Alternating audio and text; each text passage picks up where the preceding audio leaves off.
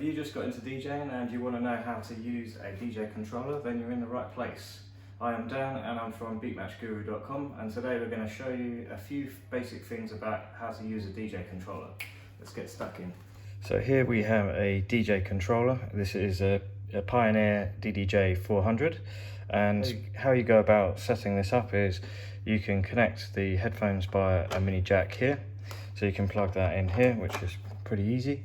And then at the back you can power up the actual DJ controller itself by plugging in this USB. So you can plug that in here, and that powers it up. So what you do is you connect to the laptop, which is over there, and then from there what you can do is plug in the cables to the speakers. So I've got a phono RCA cable here. There's double output, so it goes to two speakers either side of this table here, and that's the basic setup. The only other thing that you need to do to get actual music playing on the DJ controllers is to plug in and install Recordbox, which is compatible with this particular DJ controller, but we'll go into more detail on that in a minute. So let's just go through a few basics. So when you're getting set up, you've plugged in your headphones, great. So then you want to put on your headphones, and then from there what you can do is control the level of the audio that's coming into the headphones by using this Twizzler here, or this knob here, and that dictates the volume going into your headphones.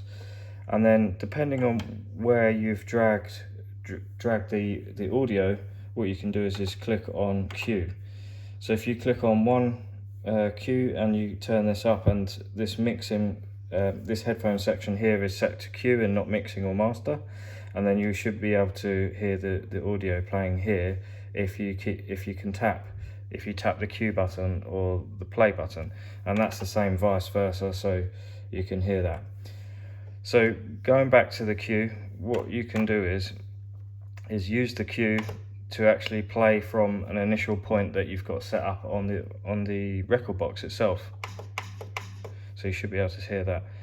The other thing is that once you can use the Q to then beat match and use this. So this is a pitch shift, so it's the tempo, and so if you move it down, plus means it goes faster, and then minus means it goes slower. As simple as that.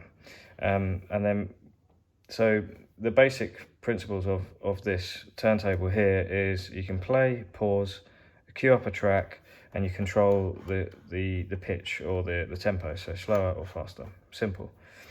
There's another simple thing that you can do to drop in a track as well. Instead of using the cue, what you can do is press this top bit here, and that will drop in the track. But if it's paused and it's flashing, it won't play. So if you press play,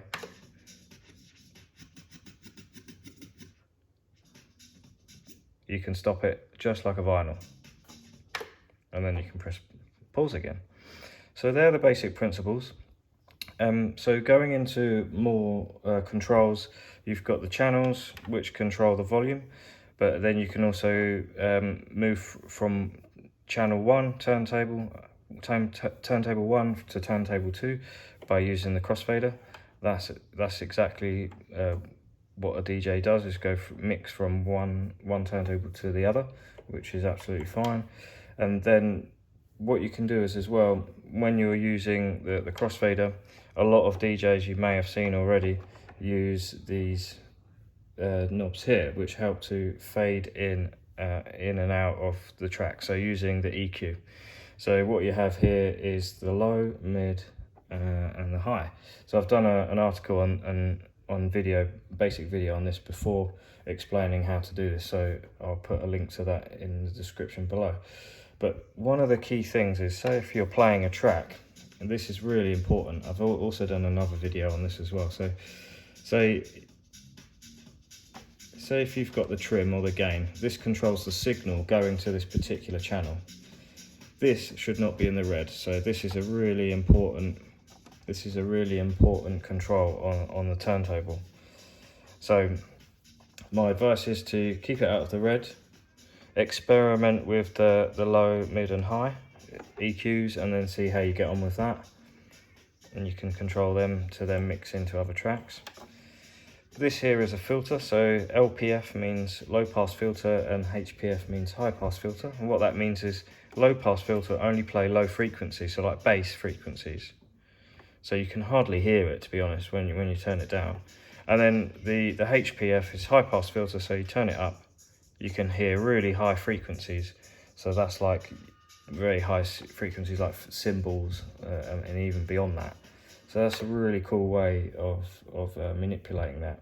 Now there's loads of other features, to be honest with you, up this end of the turntable on the DJ controller, and a lot of these are different effects and sample controls that you have controllers as well. So they're the sort of basics. So just to recap, we've got the cue, which will play the track from a particular point that you've set in the Recordbox DJ software, and you can tap that, but failing that you can use the actual turntable itself. Pause and play, simple, and you can control the tempo from there. The other final thing that I just wanted to mention is that you can control the pitch or the tempo slightly just by moving this forward or backwards. So this tweaks it when you've pretty much nailed the tempo or the beat match that you're looking for. So they're the basics, and now I hope you can experiment and crack on with some DJing. We'll go into the Recordbox software now and I'll show you a few basic features to get you going on that as well. Okay, so now we're onto Recordbox, and I wanted to show you a few points. So once you've loaded up Recordbox, a key thing that you'll notice is that this little icon here is clicked and it's highlighting as blue. What this means is you can see up on the screen here is that's the PC master output. So that's the built-in speakers of your laptop. So in my case it's the MacBook Pro. So the audio from in which you load a track onto one of the turntables, play it either from the software or the actual DJ controller itself, and the audio will come out the speakers on the laptop. So if you've connected your speakers correctly, you switch your speakers on, or if you've got preamp speakers, you switch them on directly there. And if you've got an amp, you switch the amp on, and then just double check everything's working. And then once you've clicked that off, and then you've pressed play on one of the tracks, then the audio should be coming out the speakers. So that's that, and that's absolutely spot on. If you want to DJ with just the speakers, then that's absolutely fine. You may not have the budget yet to buy speakers, which is not a problem. It's easy just to practice on the laptop speakers at the beginning anyway, when you're just getting started. What you'll see is there's different visuals as well. So you can see when the audio is playing, you can see the music going up and down, and you can change that to be horizontal as well. So you can see it going sideways. I prefer it going sideways this way, and you can also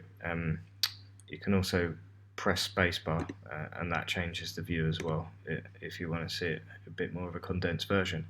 So you're thinking, okay, great, we've got this all set up, so now how do I play the music? So in Recordbox specifically, what you can do is connect your external hard drive or USB sticks with your music on, or you can just use it from your desktop if all your music's on there, and you can simply click on there and you can get all your music. So my external hard drive is called Elements, and that's how I know that that's there.